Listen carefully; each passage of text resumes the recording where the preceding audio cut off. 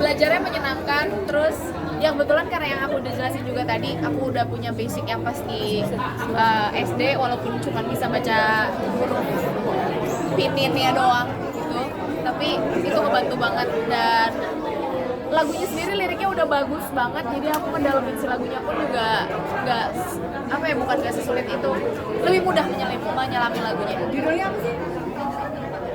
Lupa. Bahasa Indonesia aja deh, bahasa Indonesia aja. Kupu-kupu merindukan rembulan. Kalau dalam bahasa Indonesia. Nah, bedanya menyanyikan lagu ini dengan kayak lagu-lagu biasa itu seperti apa sih? Stylenya beda banget sih Kak, karena kita ngomongin genre aja deh, pop zaman dulu sama pop zaman sekarang kan pasti beda. Genre lagu tahun 43 sama sekarang pasti akan jauh berbeda banget. Jadi itu stylenya aku coba cari dan menyesuaikan sama suaranya Mego juga kayak gimana. Iya, tapi ini kan film dikenal sebagai penyanyi sekarang ke film. Gimana sih perbedaan antara nyanyi sama film sendiri? Gimana? Perbedaan antara nyanyi sama film sendiri sudah lebih. Oh, prosesnya beda pastinya, walaupun mirip-mirip ya, ada yang namanya kalau di nyanyi kan ada proses nulis, bikin musik gitu-gitu. Kalau kita juga crafting, tapi mungkin crafting orangnya gitu kalau di film kan. Suaranya juga, dan kita semua juga ngalamin kan crafting si karakternya itu. Dalam karakter sendiri gimana? Dalam karakternya Kalian bertiga deh. iya. Apa sih gitu? Kan apakah nyari-nyari latar belakang Chinese segala macam budaya-budayanya atau gimana sih Kak? Tapi karena misalnya aku emang riset ke karakter, karena aku mainin karakter yang memang hidup di sekarang, di tahun sekarang. Jadi aku lebih riset gimana sih orang-orang yang sedang menghadapi orang Chinese yang mau menikah sama orang pribumi. Aku lebih riset masalah itu karena itu sangat relate sama karakter aku kan. Dan itu juga menjadi salah satu polemik yang banyak orang rasakan gitu, apalagi di zaman sekarang ya. Jadi lebih ke riset itu sama riset karakter sih yang lumayan. Meskipun aku udah pernah bilang tadi kalau skripnya udah bagus banget, tapi gimana caranya kita bisa nge-stretch karakter itu lebih luas lagi supaya kita bisa lebih dapet apa yang pengen kita sampaikan dalam karakter. Nonton film ada buat referensi. Iya pasti. Aku nonton beberapa series yang dia. Waktu itu sebenarnya karena di TikTok tuh banyak banget series-series randomly lewat tuh, aku sambil yang kayak, karena karakter aku sama Gigi tuh sangat bersinggungan banget. Jadi dia belajar gimana aja. Aku lebih banyak belajar tentang karakter Gigi juga kan. Jadi itu juga aku perlu referensi series-series atau film-film Chinese buat bisa masuk. Kalau aku justru sedikit diberi kemudahan sih di project ini, karena kan bertugas untuk kontranya dari semua karakter yang ada di sini kan. Jadi aku sendiri tidak mau research terlalu banyak terhadap budayanya, karena aku mau mempertahankan si karakternya ini yang skeptis, dan sebetulnya kayak ini hal baru, aku mau menjaga itu tetap menjadi hal yang baru gitu. Jadi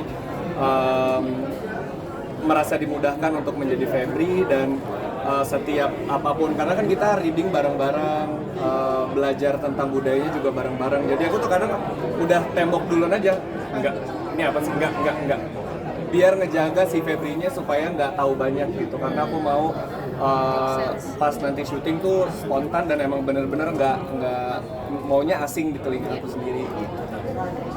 Sampai sekarang tuh masih asing sih, kayak pernikahan arwah, terus kita syuting ada beberapa props yang ini beneran terjadi di dunia nyata gitu, kayak oh ternyata budaya Tiongkok itu masih sangat menarik untuk dieksplor gitu. Ada ritualnya nggak sih? Bisa kan apa doa atau segala macam apa kayak gitu dalam syuting? Kalau dari pas kita syuting memang ada biokong juga yang datang kalau nggak salah buat ngejagain ritualnya, karena memang dari tim produksi juga research sedalam itu, jadinya pas syuting juga dijagain supaya nggak beneran kejadian dan nggak salah. Tapi dan ngalamin kejadian kan bisa kalau misalnya setan Jawa ada misalnya anak kamu berdua, nah kalau ini kan misalnya Cina gitu kan biasa ngerasain nggak sih kayak gitu-gitu. Jadi kalau waktu kita awal dibilang itu, sutradara sama Kardus sebagai produser bilang pemeran utamanya di sini tuh bukan kalian gitu lah intinya. Terus kita bingung siapa, ternyata rumahnya. Iya. Dan kita akhirnya mengerti kenapa rumah ini menjadi sosok yang sangat penting, karena pas kita datang melihat setnya dan energinya itu nggak bohong gitu. Risetnya tuh beneran, kayak Kapol dan tim kenapa akhirnya memilih rumah itu tuh juga based on energi dan hitung-hitungannya yang aku nggak paham lah gitu. Aku pribadi pas masuk rumah itu sih ya jujur bawa garam, ada di tiap kamar tuh kita disuruh bawa garam karena memang selesai syuting kalau bisa di cleansing gitu lah. Karena emang energinya nggak bohongan dan kita syuting langsung di kota yang emang budayanya tuh sangat kental gitu. Tapi meskipun kayak gitu lumayan membantu karakter kita sih. Untuk kami jadi sangat Karena kebantu energi kan. gede banget di rumah itu. Kalau Ira sendiri melihat mukanya seperti apa? Ketika udah di backup gitu. Lumayan sih kak. Rasa puas kan nih dengan gambar ini? Kan Alisa sangat puas karena ya pengorbanan Alis pakai baju ini bukan baju yang mudah untuk dibawa gitu loh kak, karena berat dan lain-lain.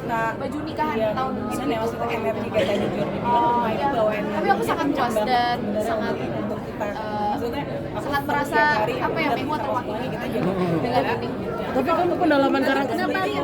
Dari research kita Gimana? pakai yang mengutip ini adalah Iya, memang sebenarnya ada kejadian yang seperti apa sih ketika syuting face paint ada, terus ada yang yang urat-urat, yang buat karut-karutin itu, terus udah gitu lem pastinya. Tapi memang sebenarnya ada satu lagi yang aku nggak bisa spoil yang makeupnya lebih berat dari aku. Tapi let's just watch. Soal garam tadi kalau boleh share itu kenapa garam itu kan? Iya, jadi kita selama produksi ini tuh ada bukan kuncen ya sebetulnya. Ada seseorang yang mendampingi kita untuk menjaga energi kita tuh tetap bersih gitu.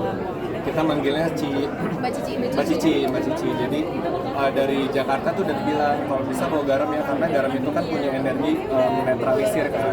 Jadi abis syuting kalau bisa mandinya pakai air garam supaya nggak ada energi apapun itu terbawa ke kita gitu. Karena emang pas selama syuting tuh nggak cuma satu, ada beberapa yang wow ini beneran terjadi di lokasi syuting, sampai ada bawang boba segala macam gitu. Apa kejadian apa mungkin tak boleh Jadi diceritain? ada, kalau boleh di spoil, ada teman-teman telepon kita yang kerasukan gitu karena dia masih kecil kan, masih polos segala macam, akhirnya dirasuki sama anak kecil juga yang ada di rumah itu. Dan lumayan PR buat kita membersihkannya karena nggak cuma satu yang masuk. Dilarutin ke air, habis itu kita mandi aja.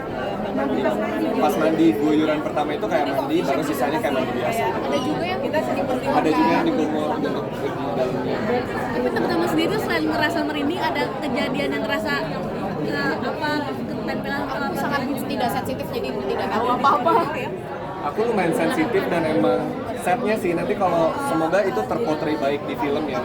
Banyak banget spot-spot di rumah gitu tuh yang bikin aku tertarik untuk datengin, dan aku pas datengin emang serem banget gitu. Aku lumayan orangnya nantangin gitu ya.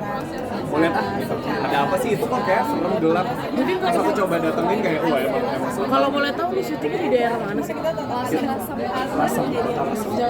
Kota Lasem, Jawa Tengah. Itu adalah kota pintu gerbang budaya Chinese Tiongkok. Masuk itu pertama ke situ, jadi emang kental banget energi Tiongkoknya di situ. Nggak ada lagi, selalu gitu setiap syuting horor kayak pengen tahu, nggak pernah, alhamdulillah nggak pernah ada yang ngetangin. Gitu. Film ini jujur. Iya. Kalau aku lebih ngerasa lebih serem ini karena ornamen-ornamen di budaya Tiongkok sendiri itu kan sangat jauh sama aku kan, jadi ini menjadi hal baru dan jadi justru lebih serem gitu. Kalau Indonesia kan kayak kain kafan, peti jenazah gitu kan kita udah familiar dari kecil. Kalau ini tuh hal baru banget buat kita, jadi merindingnya nggak bohongan. Kak sih, judul sih pecah banget sih. Enggak, jadi waktu itu ada salah satu scene kita, aku harus pegang 7 dupa dan itu ada artinya, dan aku harus pegang beneran. Jadi kayak sebelum ini aku kayak nggak ikut berdoa. Iya, banyak mantra-mantra yang dipakai di film itu yang beneran dan beneran datang. Makanya itu Mbak Cici sih thank you banget menjaga Tapi kita. kalau aku tuh karena ada karakter yang aku harus bener-bener kayak diam, terus bengong. Gimana caranya gue kayak harus tetap sadar, tapi gue harus mainin karakter dan tetap mainin karakter. ada ini nggak sih kayak rasa ngerasa apa pada saat bengong atau gimana gitu enggak? Oh dia banyak banget. Dianya nggak nyadar soalnya kayak perubahan mood. Tiba-tiba dia jadi sensitif banget, jadi apa banget. Tiba-tiba Mbak Cici yang bilang jaganya dia lagi diincer gitu kan. Oh oke. Ngajak main gitu. Jujur kan lu nggak percaya sama, tadi bilang lu nggak percaya gitu sama hal bisnis gitu Iya. kan, tapi lu sendiri sensitif dan kadang suka nantangin gitu. Sebetulnya nggak percaya itu bukan yang kayak lu nggak ada, percaya mereka ada, cuman kayak yang sampai kesurupan dan harus ada satu hari tim kita kesurupan dan katanya harus dibawa keluar kota itu gitu. Itu nggak masuk di logik saya kayak kenapa harus dibawa keluar kota itu, cuman melihat dan merasakan tuh ada karena aku sendiri pernah kesurupan kan. Tapi cara-caranya dengan media apa segala macam tuh nggak masuk di logika gitu maksudnya. Kalau percaya makhluk itu ada sekali sekali aja nggak itu dulu waktu kuliah. Oke, Terima kasih makasih. teman-teman. Foto